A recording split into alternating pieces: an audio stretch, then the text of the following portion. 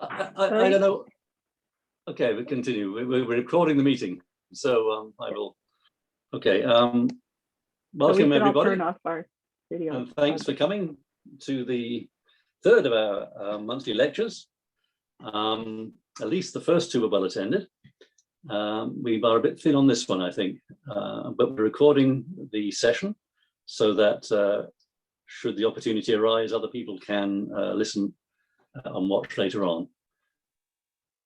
So I have a computer and I'm going to share the screen on that computer to start with, just to show the presentation, and I'll give it, and if necessary, we'll do this over again.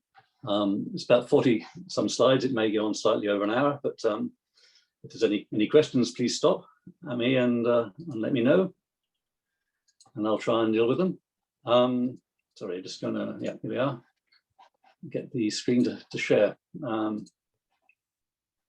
The screen, and we can do that. Share. So, should be sharing a screen now. You can see, yes, there we go, and it'll come up full screen.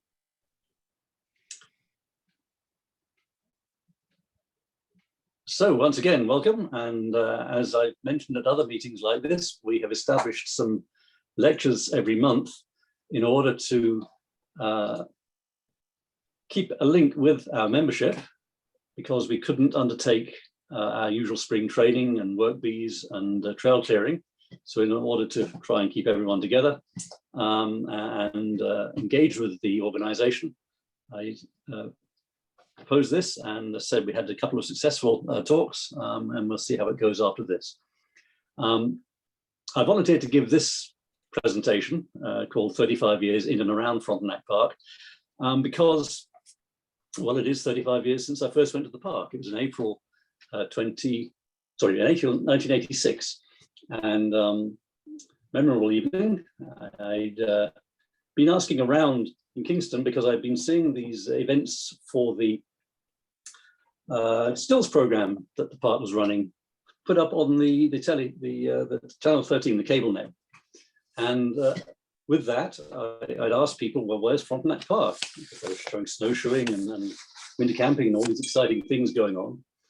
And they said, oh, probably the one in front of the courthouse, you know, that's Frontenac Courthouse, Frontenac Park. So that didn't seem to fit. And eventually I followed signs and found the park and arrived one evening in April '86 and was just amazed by the place, something that was so, I guess, much like the image we have of northern Canada, like the group of 7 paintings, that I then, I guess, made a commitment to come back and have been coming back ever since. So I thought I'd give a talk about, I guess, experiences and events in the park over the years. And once I started doing that, I realized that really the scope of it is so large, it wouldn't fit inside a reasonable time frame. So what I've done this time is I'm going to talk about some of the things that were going on in '86, right at the start of the park's operation. It began in '85 as the park in the form we know now. And then a bit about things that happened in between, and then some places through the ages. So in going to the park and taking a camera, I've often taken the picture of the same place over the years, so we can see how things have changed over that period. So picked about 4 places for this one. There's a few other spots I could go to as well, but in the interest of time, I've limited it. And again, in the interest of brevity also, I'm not going to discuss the Friends very much in this. So that'll perhaps be another talk, if we keep having these, for discussing the history of the Friends of the Frontenac Park itself. This is just about the park and other things going on. So if you'll excuse that, this isn't going to be a talk about the Friends. It's going to be about sort of other things going on in the park. So that's a bit of that. I am, as some people know, a bit of a pack rat. I don't tend to throw things away. So I have some of the early materials from the park, some of the publications from '86. I have quite a few more I can't find at the moment. So please bear with me on that. Just to say, probably everybody knows this. I put this up in case anyone didn't, but I mentioned I went to the park in April '86. I took part in the wilderness skills programs from then onwards, really to learn about the necessary aspects of wilderness travel. I learned to canoe, learned about wilderness camping, winter activities, of course, snowshoeing, Quincy building, winter camping and so on. But coming from England, I had no experience with it at all. I started volunteering at the park in 1988, doing different tasks. This was before the Friends, which was established in 1991. And with that, I joined the first board, September 91, stayed on until 2000. I actually left because my company posted me to the US for a short while, and I didn't want to occupy a place on the board when I couldn't attend meetings. So stepped back from that. And then rejoined in 2008 with an odd story, because actually we were in the process of actually just bought a cottage near the park, my mum and I, and we've been up looking at the place, and I realized that at that time it was the challenge event, that particular weekend. And I used to have the board meeting after the challenge event, and in between there was usually a barbecue. So I thought, well, feeling hungry, went over there. Unfortunately, arrived too late and never got the hot dog. But in the board meeting, they asked if I wouldn't mind joining the board again. So I did, and I've been on ever since from that, and been various posts, but president for a while, and then now vice president with Chantal, of course, being president now. Then I retired from the day job in September 2019, just over 18 months ago, and that hasn't quite worked out how I expected with COVID. Had planned to do a lot more travel, and because of the nature of my job, which was in fact to do with respirators, I'm still pretty well fully occupied. So currently with things like writing a standard for the performance of respirators for Canada and things like that. So yeah, it's not given me as much free time as I wanted. But I did last year for the first time do the challenge, and that was actually, I planned to be in Europe for a whole month in between September and October, and of course couldn't go, so I had the time to do the challenge. It was the first time ever. Usually with work and other stuff, it didn't work out with travel and that, so I never had enough time. And so yes, gone from dark-haired to grey-haired in that time. Okay, on to the subject. I guess Frontenac Park, familiar to many of us, but stepping back 35 years, it might appear to be a bit different. It actually got operating as a park in 1985. The park office, as we know, it was built in 1984. There'd been a park reserve since 73, so they'd been acquiring land and keeping it preserved, but they hadn't actually been running it as a park until 85. So 86 was kind of the first year that they'd been operating, and it has continued in fairly the same mode ever since. As we are aware, the threshold to wilderness concept, being a role as a place where people could be introduced to outdoor activities. In Frontenac Park, it's a relatively safe environment, and so they can learn the skills people need to then head out and visit more remote areas. In those days, I only had 11 campsites, 12 and 13 were added later. Very reasonable fees, and so we had the brochures and tabloids we know now. A skill program was fully developed. There's a slideshow I'll show a bit about, and then all kinds of acronyms and other things we can learn about as well, and mention the staff at that time as well. So some of the park guides, one interesting thing was we had a separate tabloid for summer and winter. So the skills programs for the winter were included in one, of course, summer in the other. And that meant there could be more focus on the subject area for the season than we have now. And I do have got my hands on it right now with a fairly complete collection of all the tabloids from that time onwards. The park has a brochure as well, of course.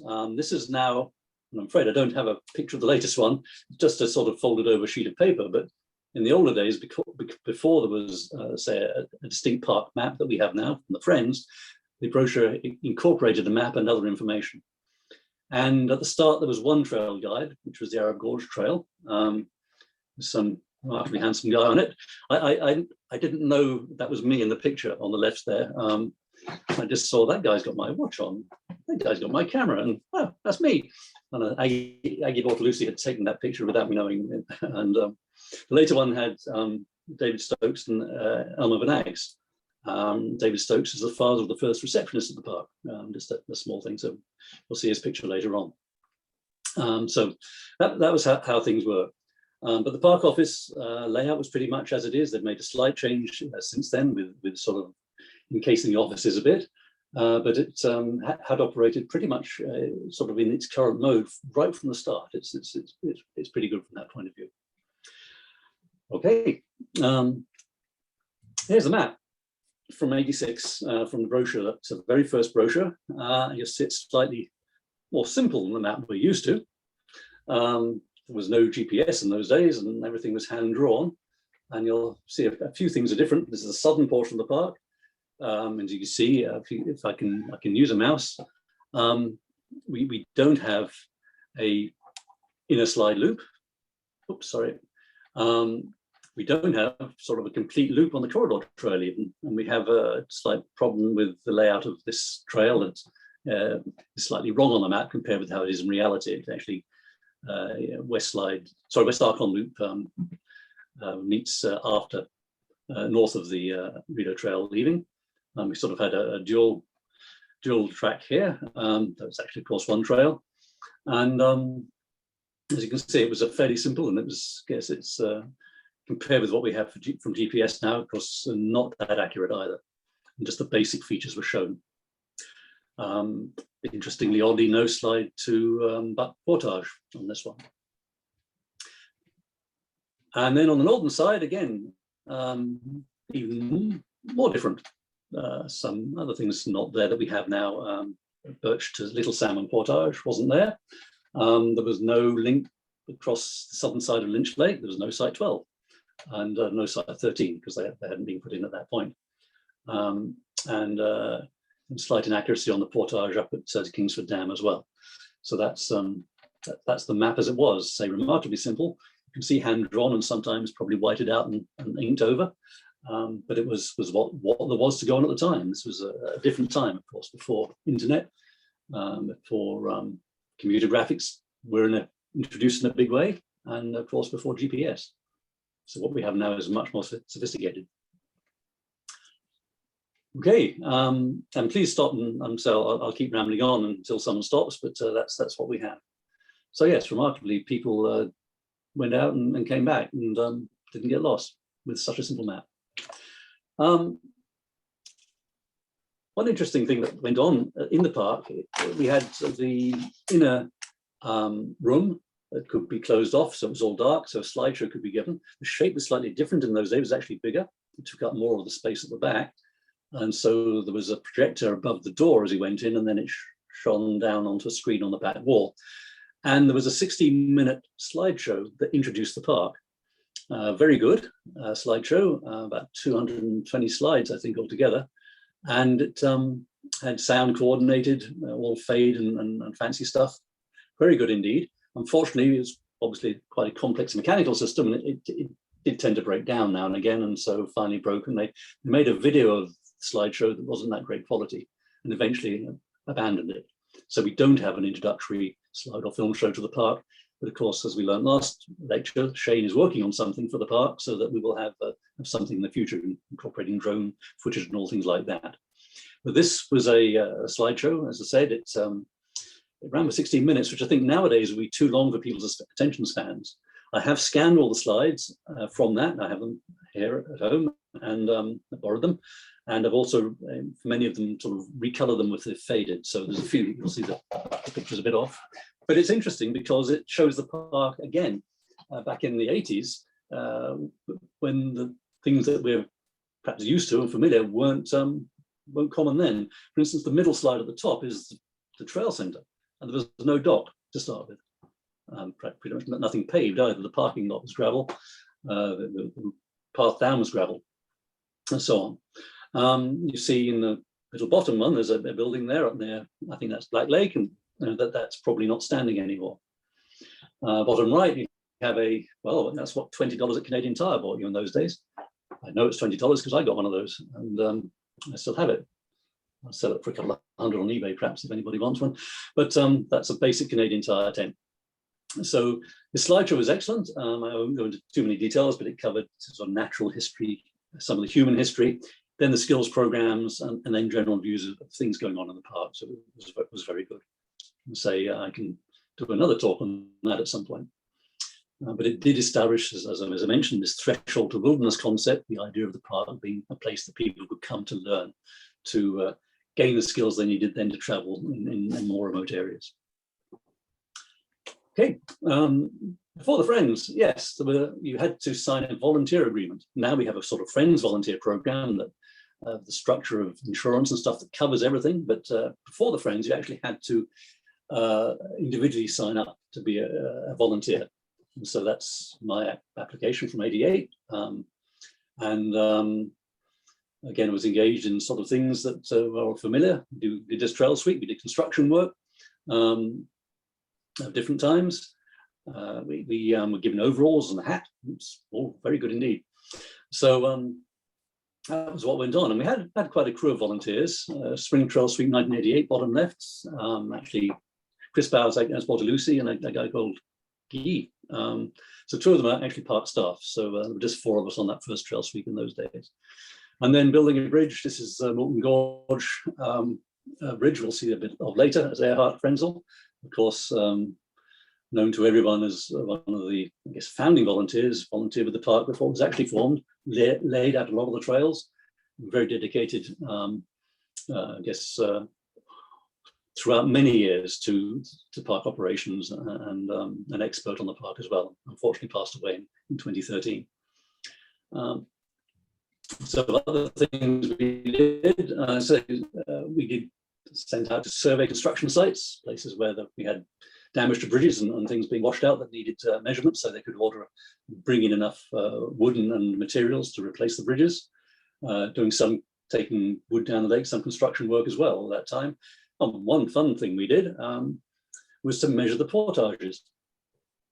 And again, in the days before GPS, we actually had a special device that reeled out string and measured the string that it reeled out. And you kind of ran this along the ground and put some little rocks on the string on the hills and things, so you kind of follow the contour of the land.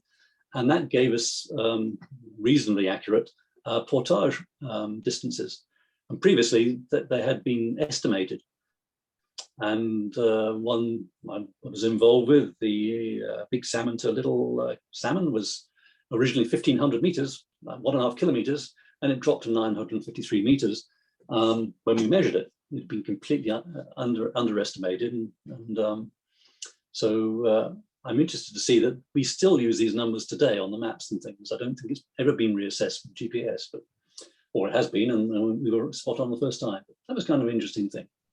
So there was activity going on prior to the Friends, but over that sort of late 80s, early 90s period, Friends groups were advancing, and their advantages being recognised by what was then the Ministry of Natural Resources, and so that eventually in 1990, the park established a steering committee to work on the basics of a Friends group. And of course, as I said, the first Friends board was in '91, and we established formally with agreements in '92. So becoming 30 years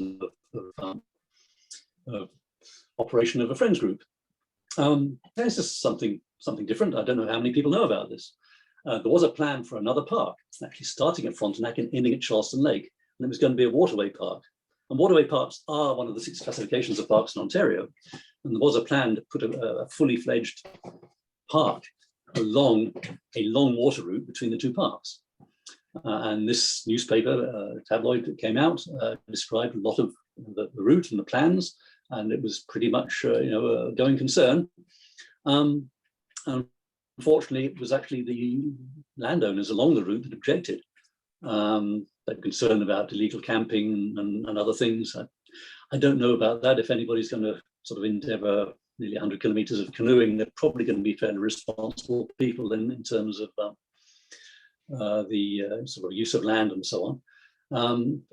The back word was that, well, perhaps they're more concerned that fisheries quotas are going to be enforced and that kind of thing. They're going to have people out checking on fishing. So that was perhaps one reason. But it was at that time a plan. And it would link to the Rideau Canal and the Gananoque River, which would, interestingly mean that from the park office itself, you could get to the Atlantic Ocean by canoe if you wished, only taking out of the water 3 times, all of them close to the park. It was kind of fun. This was the route here. I have this newspaper, and right from Frontenac on the west side here, right around the park into Devil Lake, and then through Bedford Mills into lakes beyond, which are part of the Rideau system. and goes through Chafee's Lock and Jones Falls, and then down Lyndhurst, Lower Beverly Lake down here, and Morton Creek, Beverly Lake, Lyndhurst Creek, and then Red Horse Lake, and into Charleston Lake. An interesting route, nice route. And back in 2015, some of us actually paddled it. Dromai, Don, and Paul, all of whom are very involved in the park, did a 4-day, 3-night trip between Frontenac and Charleston Lake, and had a very good time. Did it in May, and if anybody's thinking of doing this, that's about the best time of year to do it, because the Rideau Canal isn't open, so you don't have issues with motorboats in any major way. It's reasonably warm. We were there before the bugs got really bad, and we were very fortunate that it wasn't that windy either, so we had an excellent trip. So I've got a whole other slideshow on that if anybody's interested. So that was the James All waterway. There's a plaque down by the dock. You can read as well about more about it, but unfortunately, it never got turned into a fully fledged park. Just to mention some of the skills programs, they say they were very active. Probably more park-run skills programs than we have now, and it's going to be an interesting exercise at some point, perhaps, to go through some of these older tabloids and find out what was offered, and see maybe it's worth digging things out again and seeing what might fly. For instance, about photography, skills programs. There was wilderness cooking. We had a top right winter camping with Bert Hallwood from Queen's University, and bottom left is a spring nature walk with Anne Robertson, who is still going strong. So yeah, that's and you see the trip planning one there is a picture of Bill Mason, and this is interesting. We'll get to that in a minute. I enjoyed some of the skills programs. As I say, I was new to Canada. I came in November '85, and so all of these things of sort of wilderness tripping were completely new to me. So I went on the September '86 Harbourfront canoe trip for camping and canoeing skills, and had an excellent time. So I learned the basics of canoeing, learned all about cooking, what sort of tent to buy, and Steve McGee, in the middle there, bottom middle, as the presenter from Harbourfront Canoe School, was an excellent naturalist as well, and knew a lot about the animals, plants, bugs, and so on that we came across, and was also very good at standing on his head in a canoe. So we had an excellent time then. And then in next year, in spring and summer, we had 2 people who are, I guess, when I say father figures in their field. Bill Mason, who is a well-known filmmaker, author, particularly about canoeing, and traveler. And he came in March '87. If you read the book, Their Enduring Spirit, it actually says June '87, but it was March. You can see the snow on the ground. And so he gave a presentation on how he did tripping and some of the equipment he used. That was excellent. And then later in the year, we had Omer Stringer, who is actually born in Algonquin Park and lived his life there, a well-known wilderness tripper, designer of solo canoes, canoe teacher. So he came again to do a seminar on canoeing. And so that was, again, historical things, because unfortunately both of these people died the next year, died in 1988 after this. So we're very lucky to have them come to the park and impart their knowledge. So that was good.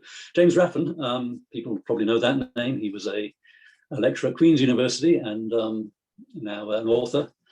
He did a biography of Bill Mason, and James has spoken at some of our winter lectures in the past. So that's, I guess, available locally. So yeah, we had a lot going on in those days. Some facts of nature as well. Just again, interesting things in 1986. That was really the first time we'd had a gypsy moth infestation.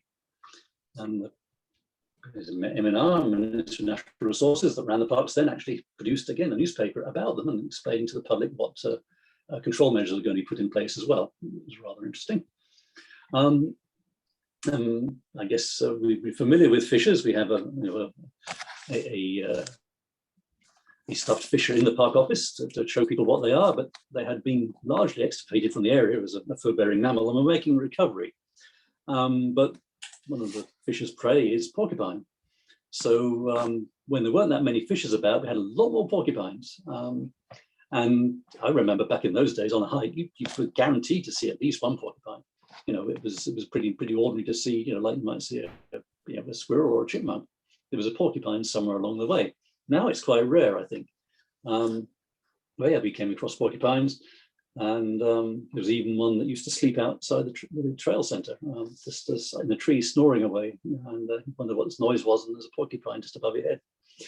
They also chew on the signs in the park, and they can get through quarter-inch steel quite happily to keep their teeth short. One of the pictures of a baby, in fact, was just sort of nuzzling around. And the other one was wild turkeys. That again, where I live, they just wander through the backyard, and nothing much to comment about. But back in those days, again, they'd just been reintroduced, and people used to come from out of the region just to go bird watching and look for wild turkeys. And I think the first winter I was here, I was dragged off to 1,000 Islands to help with the bird count out there. So for turkeys. So yeah, now I say that's something I don't think people remark on them too much. Drive up and down Battersea Road, and then you're probably guaranteed to see turkeys at some point. Okay, just to mention some of the staff, and to say I don't have an exhaustive list of all the staff over all the years, but back in '86, there were actually 3 full-time staff at the park. And so the superintendent, Lloyd Chapman, he was the second superintendent of the park after Bruce Page. Bert Corporal, I think many people know Bert. He retired 3 or 4 years ago, and had been at that point, I think, 33 years at the park or something. So he was an absolute expert on all of its operations. So they sort of, the positions that lasted, was a third position, which was Wilderness Skills Coordinator. Again, this idea of wilderness skills being part of what the park does, and it meant that early on there was a full-time position just coordinating the skills program, and also they put together the tabloid and the brochures and things as well, and took photographs and sort of engaged all of these interesting speakers that they had. So Agnes Bortolucci was the person who did that, and she is now assistant superintendent at Sandbanks. So she's still around. We met up a few years ago at a regional meeting of friends groups. And then Chris Bowes was the receptionist at the park, and she's actually now works at Queen's.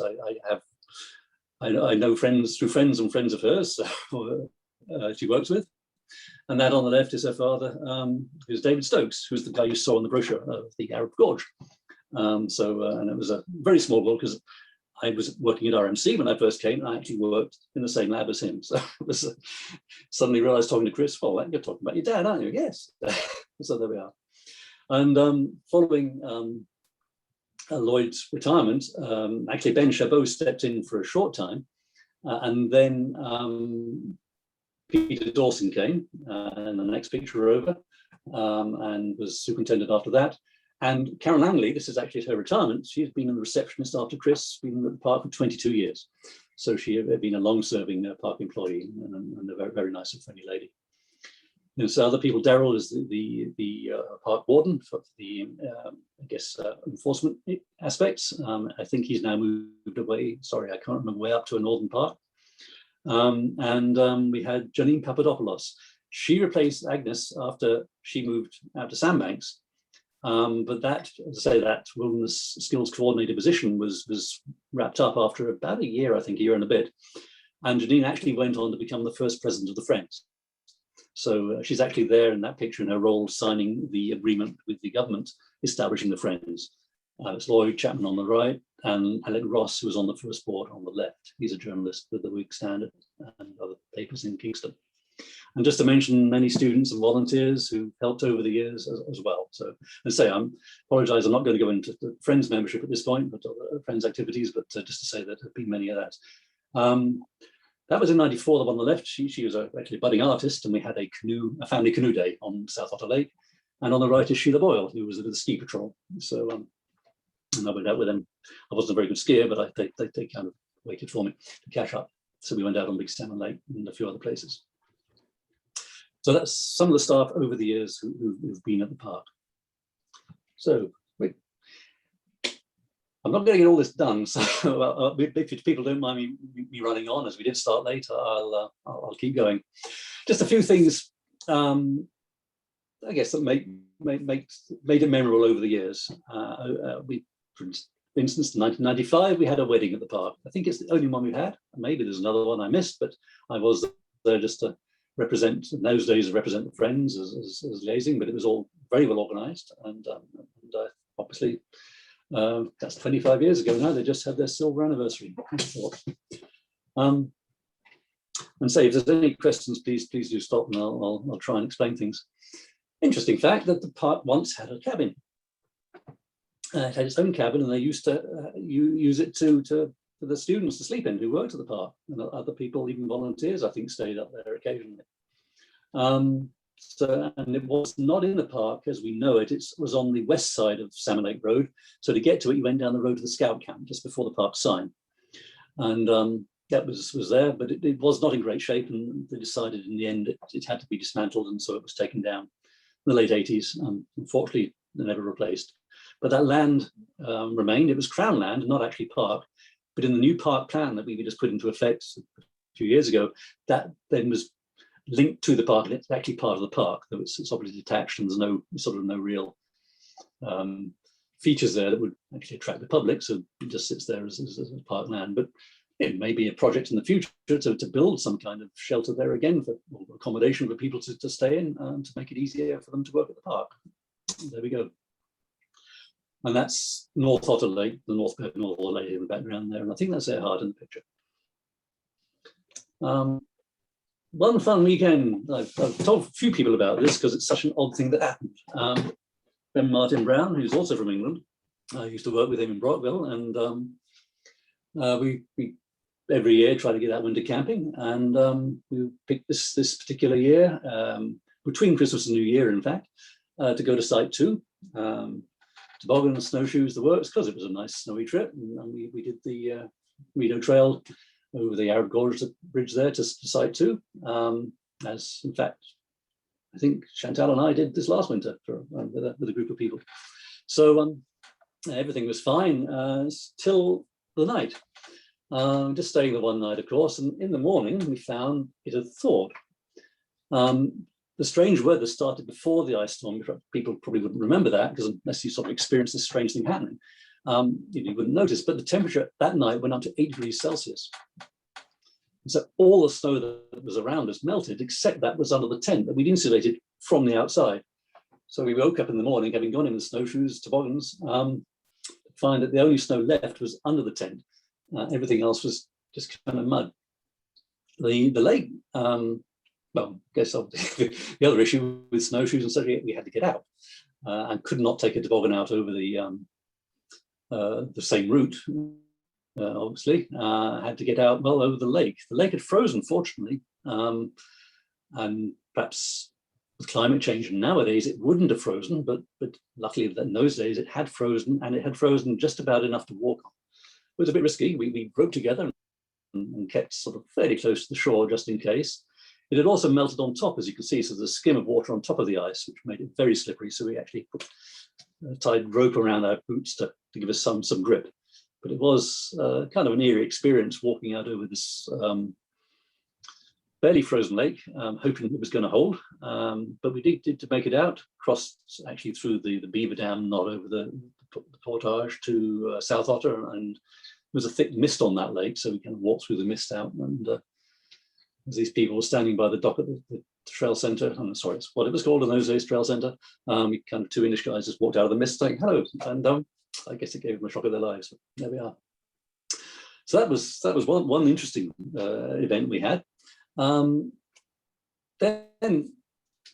other things, I have started scanning photographs. I'm sorry, I have a extensive slide collection, but I have scanned, but I've been scanning prints. Some I got going for this talk, and I'm working through others. It was a retirement project that's never yet taken off, but finding some interesting things in going through those almost that I'd forgotten about. The County Road 19, which had just been renumbered from 5A, Bedford Road, trails around to Verona, was actually not paved. I don't think it was even paved out to the park either, right at the start. But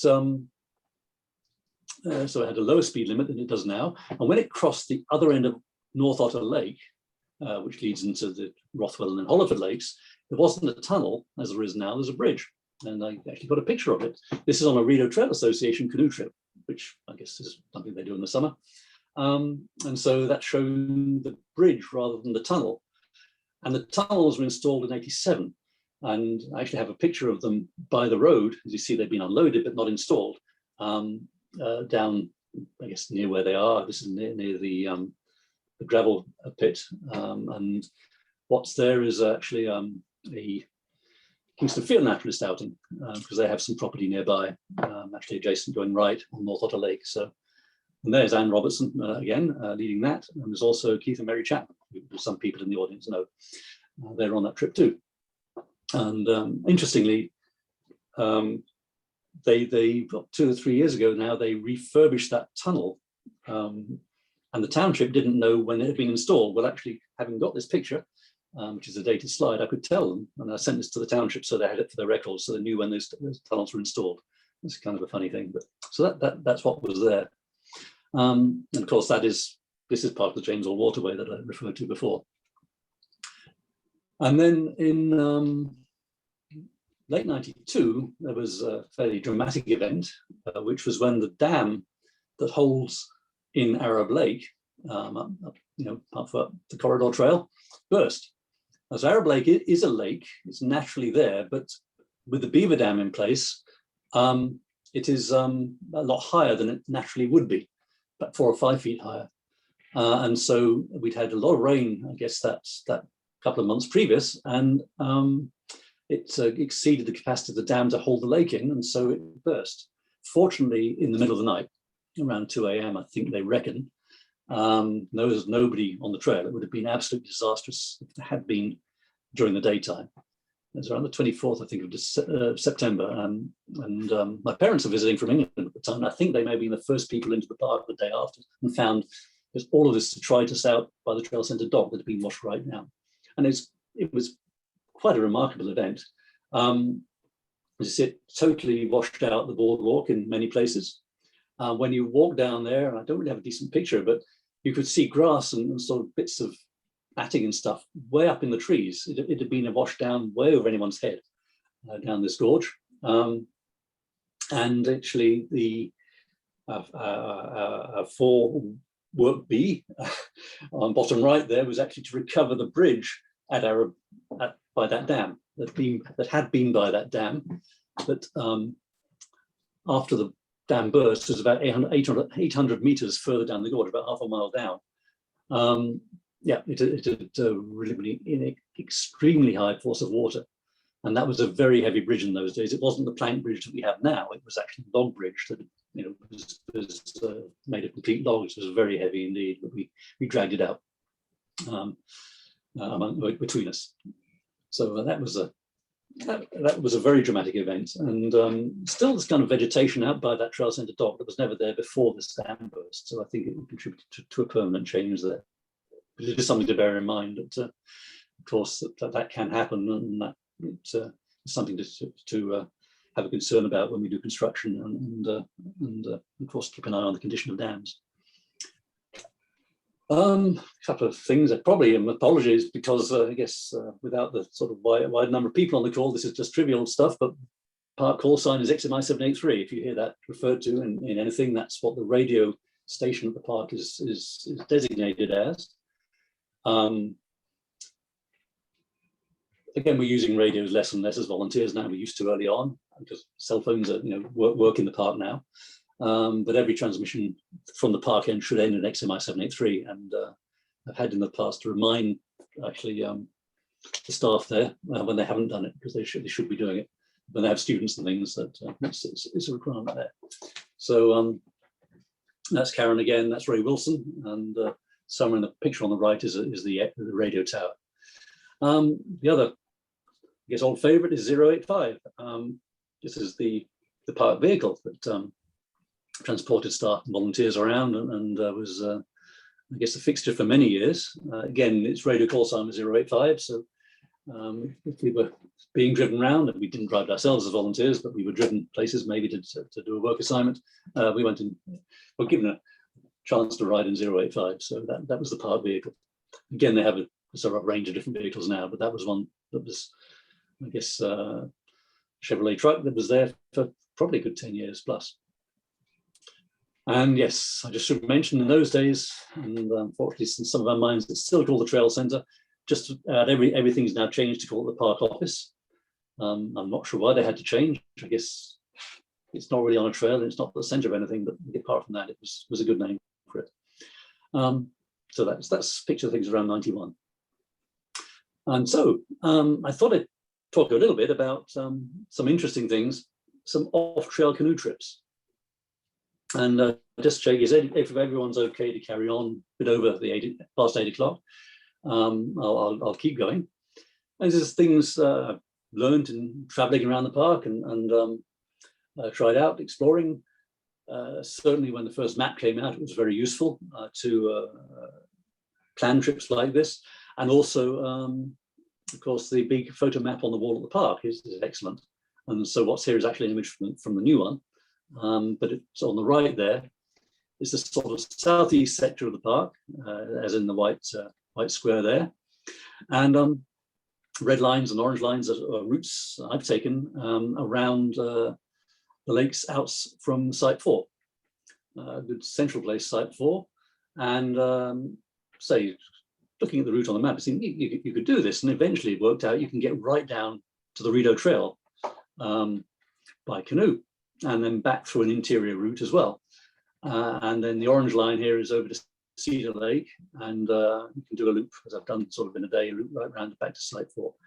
I've done this red route. I did that in midsummer because it is a long day, and particularly in some of these you are having not on the sort of outward side on the right there, but on the inward where you have to find the portage, as it were. You have to find a route first before you start dragging a canoe off through the woods. So that was part of that. But it is interesting. The blue dots here beside the line there, what I've found actually last year, a couple of years ago, is all level access. There's no beaver dams, nothing, no reason to take your canoe out of the water going from Camel Lake right down to here. There were previously beaver dams and they've gone, but so you can easily do this paddle. There's a caveat to that in that when you look at the map, there are these nice sort of clear, deep blue lakes, but when you get on the land, they're not actually clear. They look clear, as I say, from the photo, but no, they may not be. And this is one of the lakes there that's pretty swampy, but it's again interesting places to go through swamps, and you can find a route through not without much difficulty. So that's that. But yes, so from Site 4 you can go over to say the Rideau Trail. You can go over to Cedar Lake. Going beyond is tricky. I'll get to that in a minute. But yes, it is very scenic, very interesting. Of course, completely silent and away from people. And I don't think the park would recommend people do this. But if you've sort of been around enough and know your way and orientation on that, it's really not too difficult. So that's possible routes there. And say if we do a memorial paddle now out to Site 4, I did offer a couple of years ago to take people on a little loop around here, but nobody came. I did it myself in the end. And so some of the pictures from recent trips and some are from older trips. This is going from Site 4 to the Rideau Trail. This place, the bottom down there is called Devil's Gorge. Beyond that point, it's pretty rocky and shallow, but up to that point, it's navigable. When you go out, there's a lake just beside Site 4. You can sort of bypass the portage. Then there's a steep drop down the hill, the Otter Slide. And so you take a canoe down that, and then further along into Camel Lake, and say it's level after that.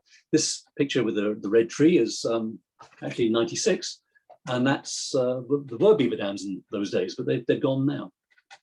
And you get into some very, very pretty country, very pleasant, idyllic lakes.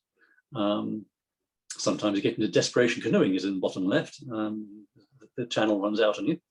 And that last run kind of down to Devil's Gorge, in fact, is in this long, narrow, but fairly deep channel between, I guess it's maybe a fault or something between the rocks. It's quite pleasant. And this bottom right is actually by the Rideau Trail. That's the bridge there over the gorge, and I got my canoe down there. Another one going to Cedar Lake. So this is that orangey route, sort of looping around like this, and then back across to Cedar. And I've done a trip back that way, and I've done a trip back that way. So sort of going centrally or going out to Big Salmon Lake and back down the lake. So that's here. Again, very pleasant. This dam here, a big dam, is the first dam you encounter. So after that long, straight, level stretch, we don't have to take the canoe out. And you've got some interesting lakes beyond that. And this is Little Rock Lake, this is a pleasant one. And there, this is at the Cedar Lake Loop, the bridges that go across the swamp by Cedar Lake there. So I got out to there. Going beyond is challenging. And I was planning to that day, but realized that once you get into that Cedar Lake swamp, I think I have it here, you can kind of come through the Cedar Lake, but going beyond that, this item here, this with a square around it, this picture is on the right here, is actually extremely hard to get through. Because in a canoe, it's like being in a maze. You're down, following a channel, you don't know if it's the right one or not. So at this point, in fact, on the picture, I got out of the canoe and gone up a hill to try and see if I could scout a route. I realized that it would be that difficult, I probably would run out of daylight. So I didn't continue that way and just loop back up to Little Rock and so on. But you could, with enough time and with enough, I guess, luck, perhaps get into a system of lakes down here at a dedication, or up this set of lakes up to the lake here at the Corridor Trail. I have snowshoed this in winter right down to the swamp, so I know it's fairly easy to get through, potentially. So it's possible. One possibility is going from Salmon Lake dock to Site 4, but not on Salmon Lake. Kind of an interesting challenge. So that's one of the interesting routes. Another one here is going from Arab Lake to the Cedar Lake Loop and maybe beyond. Again, you can cross Arab Lake, portage down to it, cross, and then there's a series of lakes up. You can sort of zip through fairly small ponds, really. There's a longish portage through the woods, and that's one you have to scout to find, go in the right direction first, and then get into, again, a series of ponds through here, getting into some very pretty country, and this was in the fall. So it was beautiful colors. So that was another potential trip. And it is possible, I think, to get through to the next lake, which would take you down to Flagpole Hill, through, again, with very little effort after that. But what got me stuck here was actually this, although it looks like a channel on the map, is not actually navigable. It's too shallow and muddy. So you'd have to do a skirt around the trail and down. So hadn't done that time. But given that, and because it was the fall, shorter days, maybe a midsummer day one can do that down to Flagpole Hill. These are the people up the hill that you're canoeing on the lake. Just to say the canoe, because people usually ask what canoe it is. It's a solo canoe, single seat, 13'3", 39 pounds, and I've had it 25 years. So that's another route one can contemplate in the park. Yes, just mention Eric's map. This is the same Rideau Trail trip. This is on the shore of Holliford Lake, but we saw that square, the bridge over the end of North Otter. That's the same trip, and had Eric Usherwood on it, and Terry Fuchs. And Terry, just to mention the far right of this picture, was the co-author of their Enduring Spirit with Chris Barber about the human history of the park. So I met him on that trip. And Eric, I think he worked at Alcan. But he produced this hand-drawn map back in 1986 of canoe routes in southern Frontenac Park, which I have a copy, and I can make people copies if they're interested. So he had explored this area very thoroughly. And so actually given names to a lot of the lakes. That's Big Boring Lake, I think is a lovely one there. But according to the characteristics. And he checked, say, the links between them as to where there were passable portages and where there weren't. So this is extremely useful map. He also shows, interestingly, that the Rideau Trail, before there was a park, looped up through almost to Site 4 and back down again. It had a diversionary loop in that area. And so before the park hiking trails took over. Kind of interesting. So this is say a useful map, and it does show. This is interesting. There's that missing lake here, which is true. I could not find that lake on the ground. I went to look for it because it should be an easy sort of link between two lakes. It's just not there at all. It's just a sort of depression in the ground. But on the map, and even on photos, it shows almost like a lake. Okay then. Oh, okay. A few places through the ages, showing how things have changed over time. And I just got 4. There's a few more I could do, but say as we have a time limit, I'll stick to these right now. The trapper's cabin, or the shack on Doe Lake Loop. I think everybody just about has passed this and looked in it and wondered what it was. It was a cabin, probably 50s or 60s. When it was nearly complete, it was quite interesting because it had kind of integrated into its structure a bed and a table, sort of all built into the wall. So it was all sort of permanently fixed. It's a very clever design. And of course, over time, it has not been maintained and has gradually, I guess, become the worse for wear. But over the years, you see, 87, 88 onwards, fairly good condition. And then as time went by, it was changed and it's had a good flooding now and again and started to I say, collapse. And so over the years, it's got worse and worse. The roof has gone, and now it's kind of just pretty much a wall or 2 walls together. That's about it. There's not much left, which is rather sad. But I guess it's still a feature on the trail. Yeah, and it's by a pond, and I don't have in this here, but I have pictures of the beaver dam of this pond as well as all these other things to look at some time.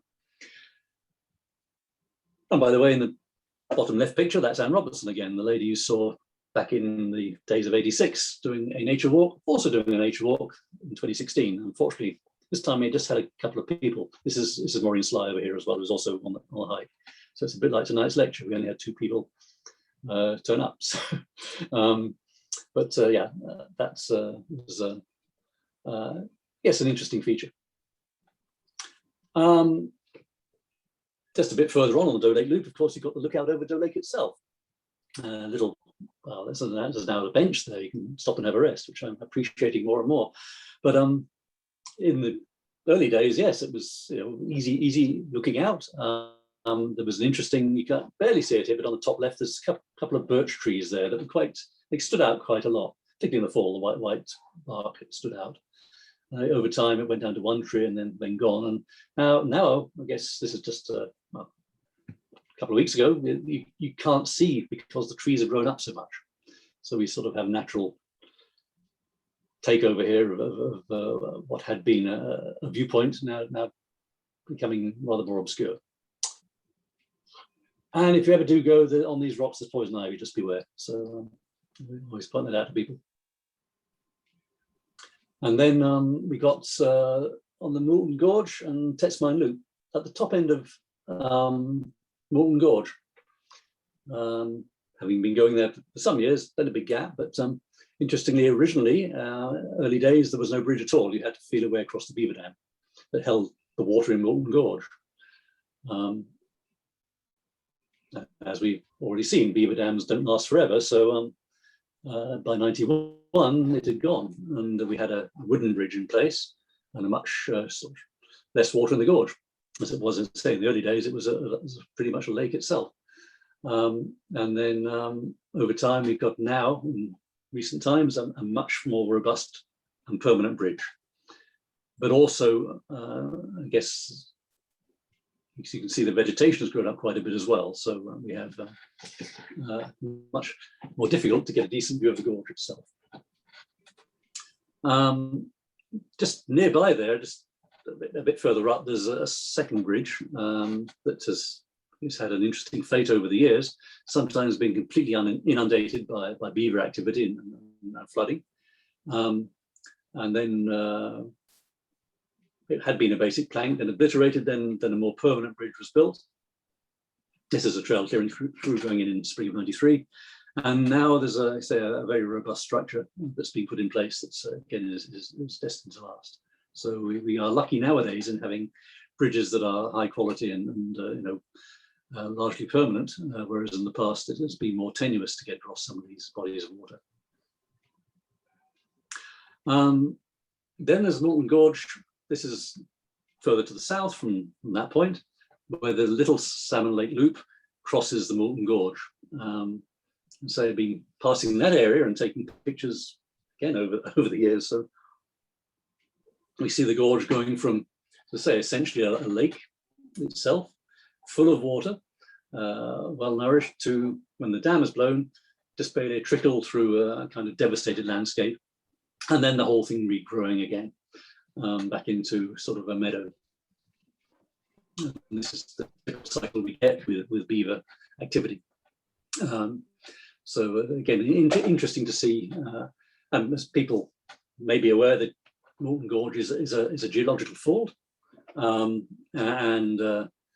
it's forms between the rocks moving has formed a depression, and that is the drainage route of Big Salmon Lake out to the north. But then when it gets up to this point where we just were by this bridge, it actually does an abrupt kind of turn almost back on itself and heads out to the creek just south of Site 8, out into Birch Lake. So it's quite a convoluted pathway of water, but that was, again, a natural flow of water. It's also the route taken by the people who used to move the logs out in the logging era. Then just there as well, there's a bridge, which I have a particular affection for, because 1988, Earhart and I actually built one of the first bridges there. So we celebrated with an illicit bottle of wine and had a Canadian flag and a little opening ceremony just for that. But that was fun. So actually this next one, middle upper, is a student trip. I was actually for a while employed by Queen's University, so I could go on student trips. So this is in Thanksgiving of '88. That I realise now a very, very long series of trips. We did the Cedar Lake Loop and then walked right around Archon to site, past Site 7 down to Site 6, kind of an extremely a wild route, and then almost back again the same way. So yeah, quite arduous. 97, the beaver had built a dam, flooded the bottom section, completely inundating that bridge. And so a new bridge had to be built to the north of the beaver dam. So that's there. That has lasted, and in 2015, in our spring work bee, we put a railing on that bridge. So it's now in good shape and easy to use. You can see that the sort of level of water is, again, undulated over the years from high to low at that time. But the bridge is robustly built, and so we'll withstand that. And this grey guy on the end is the same guy as helped build that first bridge.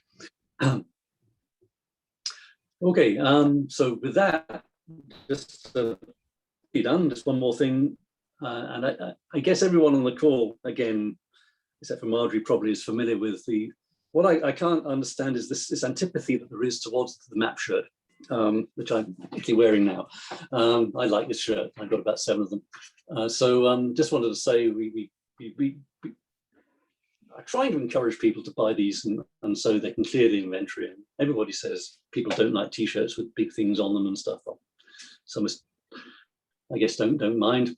And so I thought we might establish a contest as they have done with some newspapers to have your picture taken somewhere with a map shirt. I haven't done this intentionally, but it turns out, yes, I've worn it around the world well, say different countries, north and south. Some countries don't exist anymore. And so yeah, I encourage everybody to get their own map T-shirt and take it far and wide as well. Yeah, it's had done good service. And I'd say the funniest moment was when top right there in Pilanesberg, we're visiting a national park in South Africa, and 2 of us turn up with a Frontenac Park T-shirt. As you can see, Jeff, let's say, here's a colleague of mine. I'd say we had not planned this, but we both had the T-shirt. He had a Frontenac State Park T-shirt, and I had a Frontenac Provincial Park T-shirt. The being, as I think people might know, because I've talked about it in the past, there are 2 other Frontenac parks in the world, which we were aware. One is in Quebec. I've been there as well, and Frontenac State Park is in Minnesota. So I got my picture there with the Frontenac Ontario Park shirt on as well. And I have one of the Frontenac State Park shirts I wear on training days just to confuse people. But yeah, Frontenac State Park, it's interesting. It's on the Mississippi, near the lake called Lake Pepin, which is remarkably the lake where water skiing was invented. And because I mentioned I was assigned to the US in 2000, I had a few months there and had the opportunity to visit that state park a few times, and actually got to know people there and that. It's on the bluffs, as it's called, of the Mississippi. So the Mississippi over the years has taken several routes, carved channels and so on, but there are cliffs at this point that sort of constrained it. So it's partly meadow. It has car camping, but on top, and then this series of levels down the cliffs to the water's edge.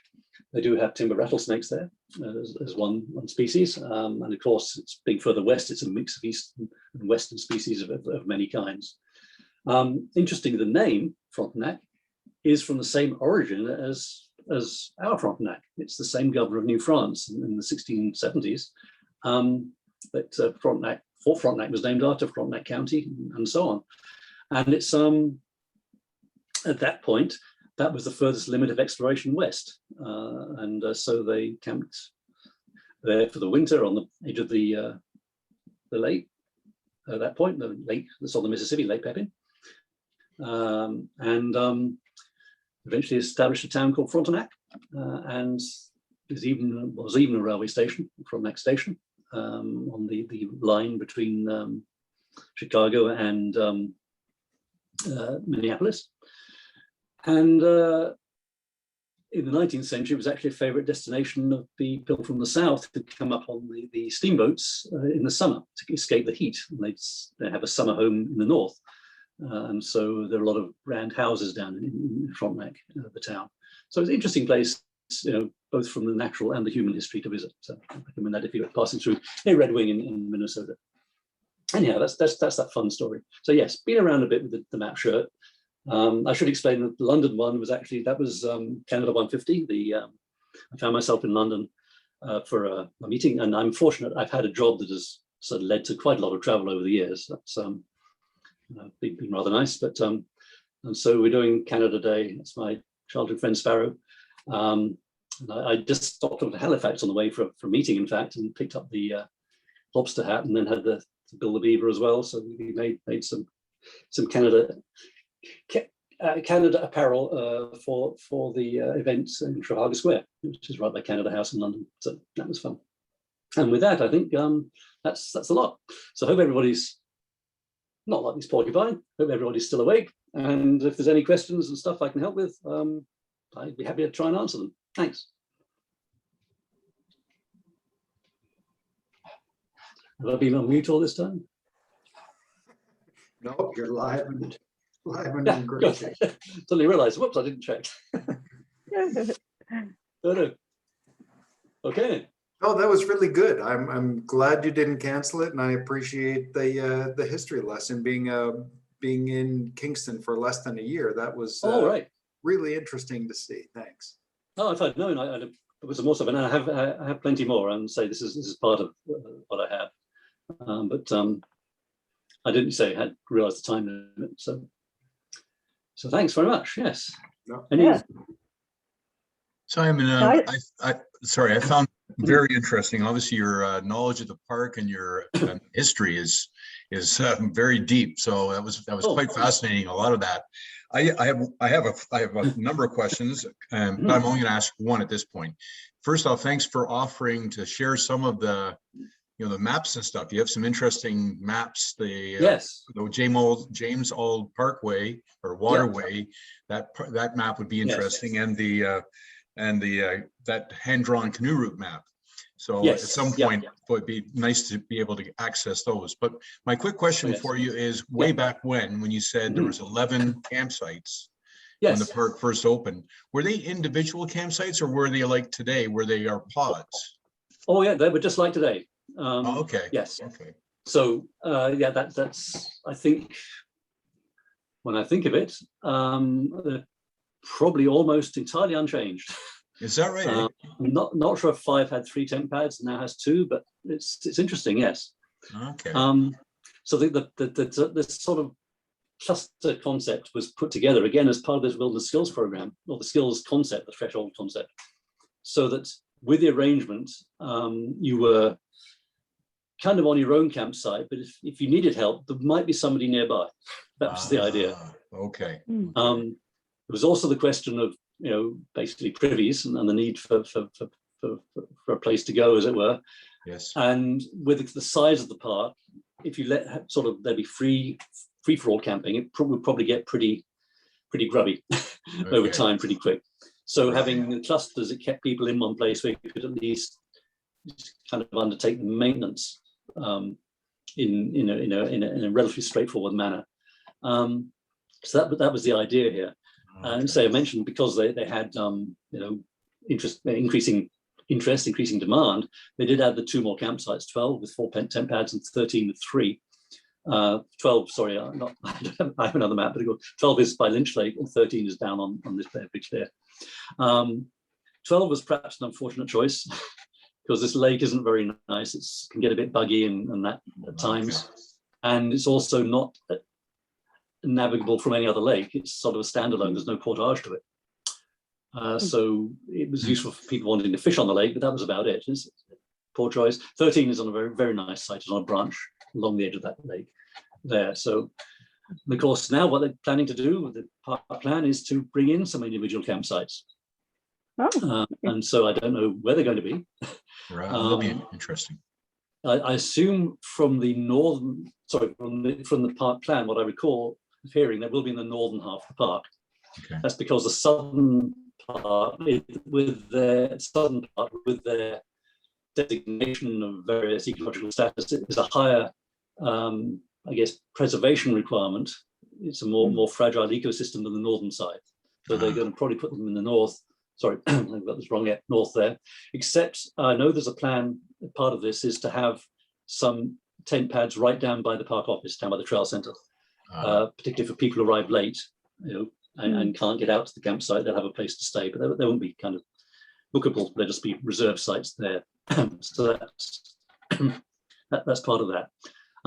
Now, I did have, and I'm afraid I've lent it, I think, back to the park. I had some of the original planning documents for the park itself, which was interesting, from 73, where it was, they were looking at potential car camping, and they were going to buy the land over this side of the road there. I hope it mouse is showing, yeah. On the west side of the road, there's several lots owned there by one family, and they were going to put in car camping, and then they changed their minds about that.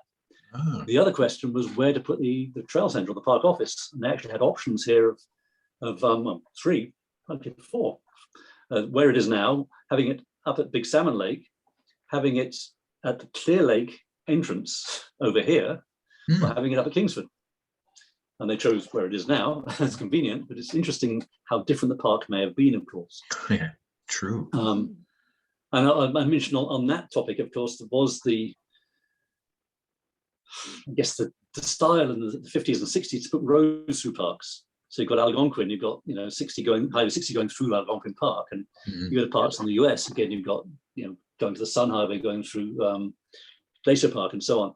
And they were planning to do that for Frontenac, and it would have followed the existing road to near to Big Salmon. Then it would have gone off, basically following the Salmon Lake Loop past Site 3. I'll get this right one day, and then kind of right along here to the Clear Lake Road. The natural. When you walk this section, it's pretty clearly road, because it was actually cottage road right into the 1990s, and it would have had a road cutting right through the park, which would have been, not that good from an ecological point of view, or a solitude point of view, and very different park resulting from what we have now. So, but luckily that didn't happen. But it's interesting to see that there were other concepts, and that how things, could have been different. Another thing I learned from that was that they were going to put trails in this area, sort of in this loop of sort of the middle of Big Clear and around the Bell, and they found that there's a number of rare plants in here and things, and ecologically sensitive zones. They didn't put any trails in there at all. So they kept out of that part. So, Thank you. yeah, interesting. Sorry, that was a long answer to a short question. No, thank you. Thank you. So Simon, the mapped T-shirt is not available for sale on the website, the Friends website. I know. You think they want? They had it on special last year. Well, if you want one, I'm sure. I Arrangements can don't be want made. a used one. Oh no, I don't mean to sell you one. And they still have some at the park. That's what I mean. Okay. They do have stock. They just don't, Okay. like you say, they're not advertising it. So maybe at the park office you can find one. So I've taken it a long way at different times, and so yes, it's a nice one to have. And I say I don't know the styles. People say they only want small logos on T-shirts now, but anyway, it's nice to have that. And I mentioned, so this T-shirt was. Oh, sorry, I'll keep going until someone stops me. In the 90s, the Friends were encouraged to establish a store, and this is one thing resulting from that. And Tom Marsh, who was one of the founding members of the Friends, unfortunately passed away. He was in charge of that and did a great job in pulling together, iconic equipment like this, and everything about what we did, of course, was ethically sourced, and it was all local suppliers we were trying to use as well to encourage local business. We had bottled water. We had things that campers might need, if they forgot some rope, matches, flashlight, and so on. We had these things available. And then shortly after that, about a couple of years later, the park, again, I'm not sure which government body it was at the time now, it might have been something called Parks Ontario that preceded Ontario Parks, decided that they wanted to take over merchandising. The Friends could do it if we paid them something like, we'll have to buy $10,000 worth of stock and keep it off-site somewhere in somebody's basement, presumably, and handle all the paperwork and all this stuff. But we had to take what they gave us, and that included, bottled water. With their bulk buying power, is actually more expensive than the water we'd found. And then it was, I'm afraid to say, souvenirs. It wasn't useful stuff for campers. And so we realized with that challenge, we just couldn't do that. So we pulled out of the merchandising side, except for sort of residual stuff like this. We do it now in a small way, just for certain things.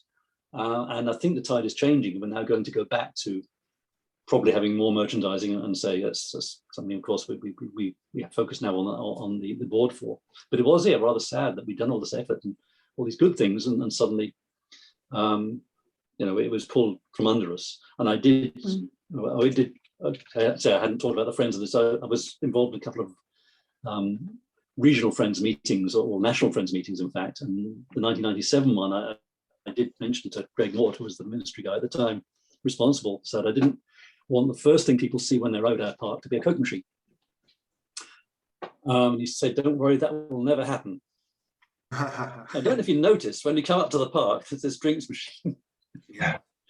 Right there. But he's absolutely right. It's a Pepsi machine. It's not a Coke machine, so he wasn't lying.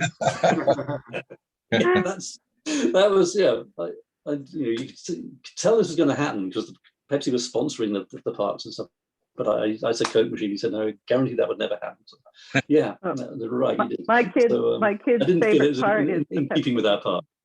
Yes. Yeah. So there we go. Anything else? You may regret asking, of course, but yeah. So as I say, I'm